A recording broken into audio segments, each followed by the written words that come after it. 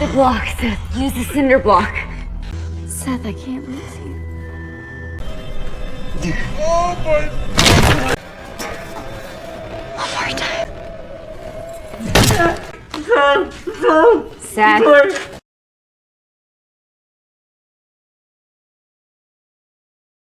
I had to be sure. That was a risky move.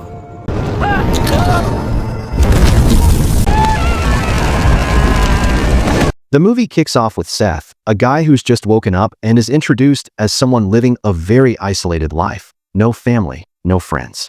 He works for the animal control department, and the closest connection he has is with the animals he handles. His life is basically a rinse and repeat cycle. Work, home, and nothing in between. Social life? Non-existent. Personal life? A blank slate. One day, after wrapping up his shift, Seth hops on a bus home, where he notices a girl. She grabs his attention, and without a second thought, he approaches her and greets her with a hello. But here's the thing. The girl doesn't recognize him at all. Seth calls her by the name Holly and drops a bit of a surprise. They apparently went to high school together. But Holly's got no recollection of him, not even a faint memory. Curious, Seth keeps the conversation going, and Holly, carrying a diary, reveals that she's a daily journal writer, jotting down her thoughts and experiences every single day. Intrigued, Seth seems to latch onto this connection despite Holly's confusion, and thus begins a rather unusual and mysterious interaction between these two characters. Seth, now smitten with Holly, wastes no time and nervously asks her to grab a cup of coffee with him. But Holly quickly shuts him down, explaining she's already in a relationship and works as a waitress. Before Seth can even finish his conversation, Holly gets off the bus, leaving him disappointed and a bit heartbroken. Back at home, unable to shake his thoughts of her, Seth dives into the depths of social media to track Holly down, eventually finding her profile. The next day, back at work in the animal control department, he confides in his co-worker Nate, the security guard. Seth, looking for advice, asks Nate how to impress a girl. Nate's advice: confidence. Girls love a confident guy. As they chat, Seth is called in by the department's doctor. The task? Bring in Lexi, a shepherd dog that has been sick for a long time and has grown attached to Seth. Sadly, the dog's prolonged illness is costing the department too much money. With a heavy heart, Seth hands Lexi over to the doctor, who's about to administer a lethal injection to end the dog's suffering. The moment is tense as Seth watches helplessly, knowing there's nothing he can do. The doctor, seeing Seth's attachment to Lexi, offers him a chance to take the dog home instead of putting it down. But Seth, who lives a closed-off and solitary life, knows he isn't in a position to care for the dog. With a heavy heart, he watches as the doctor administers the lethal injection. Seth later burns Lexi's body, a somber moment that leaves him emotionally drained. While dealing with the loss, Seth makes a strange discovery in the animal control facility, a hidden basement beneath the animal cages. This surprises him, but he quickly shifts his focus back to Holly, determined to get closer to her. Seth digs deeper into her life, using the internet to find out where she works. He becomes obsessed, analyzing Holly's photos and trying to figure out her likes and dislikes, scribbling everything down in a notebook. The next day, Seth shows up at Holly's restaurant for lunch, hoping to spark some recognition. But once again, Holly has no clue who he is and brushes him off, not even caring to remember his name. Undeterred, Seth boldly invites her to a concert, but Holly, visibly annoyed, storms off, leaving Seth standing there. Later that night, Holly, walking home, starts to feel uneasy, as if someone is following her. Her suspicion proves true. It's Seth trailing her from the shadows. Spooked, Holly rushes back home and confides in her friend Claire, telling her about the unsettling encounter. In the midst of the tension, Holly gets a call from her boyfriend, Eric, but something's off. He's rambling incoherently, clearly under the influence of drugs. Frustrated, Holly hangs up on him and continues venting to her friend Claire. The next day, while at work, Holly receives a bouquet of flowers at the restaurant. Initially, she assumes it's an apology from Eric, trying to make up for the strange phone call. Later that night, Holly asks Eric if he sent them, but he flat out denies it. That's when it clicks for Holly. The flowers were definitely from Seth. Seth, meanwhile, hasn't given up his pursuit. He's still watching Holly from the shadows. Following her, this time he confronts her again, asking her to spend time with him. Seth even admits that he was the one who sent the flowers to her at the restaurant. Furious, Holly lashes out, and things escalate when Eric shows up. Without hesitation, Eric beats Seth, leaving him battered and bruised.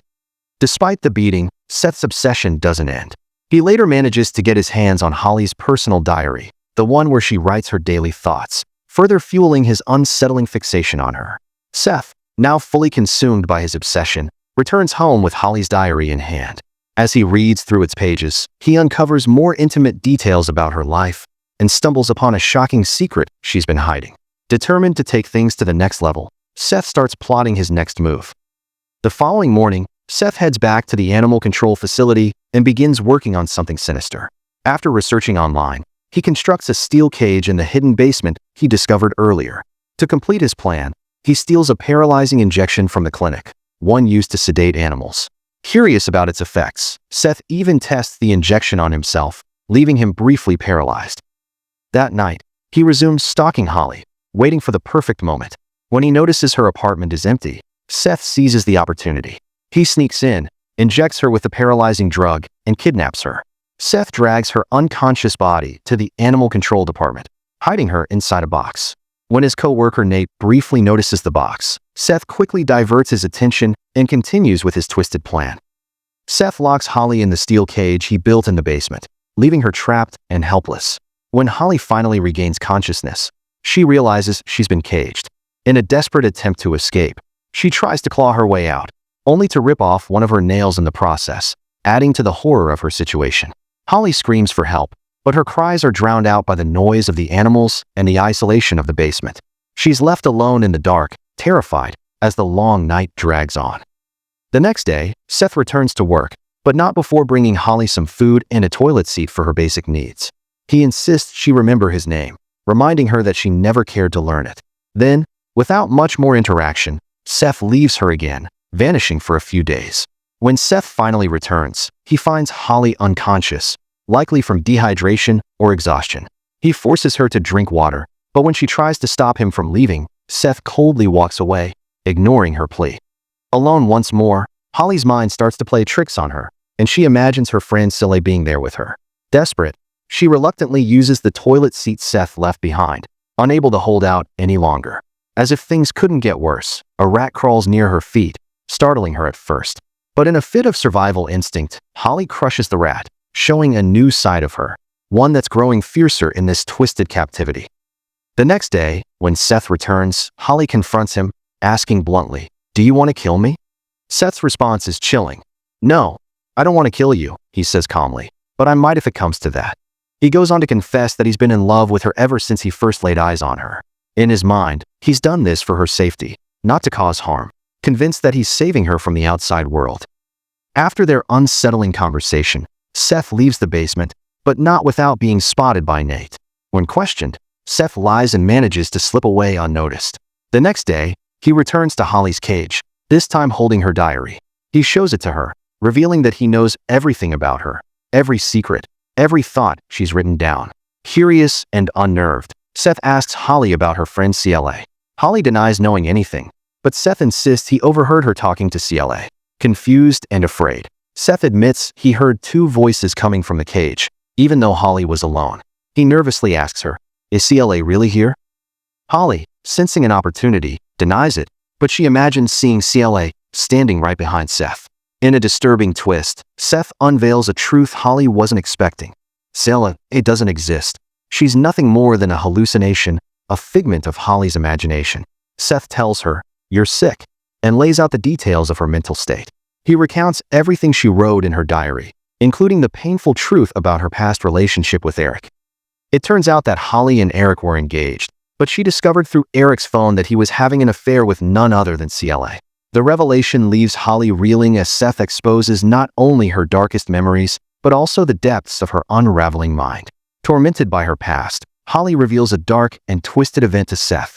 She confesses that after discovering Eric's affair with CLA, she intentionally drove recklessly, causing a horrific car crash. Both she and CLA were badly injured, but in a fit of rage, Holly took a shard of glass and stabbed CLA in the eye, killing her on the spot.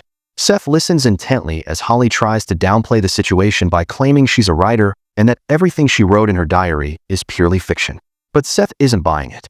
He calmly responds, "I knew they were fictions too." He then admits that he's aware of everything, including CLA's death and much more. Seth reveals that after following Holly for so long, he discovered that she's been behind several deaths. Holly had detailed her gruesome actions in her diary, burning people alive, strangling others. She was a killer, and Seth knew it. Seth tells Holly that his real motive for kidnapping her was not just his obsession. He believes he's saving her from herself, protecting others from her deadly impulses, and shielding her from the police in the outside world. With that, he leaves, thinking he's doing the right thing. When Seth returns the next day, something feels different. Holly seems calmer, almost resigned, as she wipes down her body. Seth tries to ask her about the murders again, but Holly cleverly distracts him, buying herself time. Suddenly, in a desperate act, she slams her head violently against the steel cage, leaving herself bleeding.